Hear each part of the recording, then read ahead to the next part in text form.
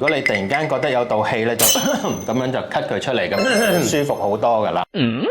我哋成日都有句説話就話疏肝，咩叫疏肝咧？肝咧係喺五行入邊啊屬木啦，木嘅意思即係佢要生長，要向上散開嘅，咁即係要舒服嘅，即係要向外伸展嘅。情緒上咧，如果成日都好鬱悶啊，咁樣個人咧就會好抑鬱啦，咁我哋就要疏肝解鬱啦。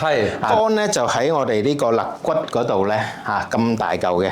哇，咁大㗎！係啦，隻手咁樣放低咧，喺中間呢度就會摸到嗰啲肋骨啦。咁我淨係摸到個肚腩啫喎，摸到肚腩。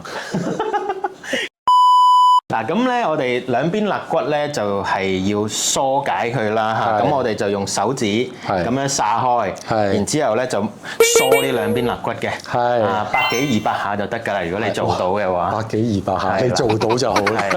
咁另外咧就話成日都好鬱悶個人，唔舒暢嘅，咁有個穴位咧就喺兩乳中間，嗰個乳頭中間呢個位置叫膻中啦。膻中咁我哋都可以揉按下佢嘅。如果你突然間覺得有道氣咧，就咁樣就咳佢出嚟，咁舒服好多噶啦。膻中都係一個重要嘅穴位嚟㗎。係啊，就係令到我哋胸悶嘅氣咧可以舒暢出嚟。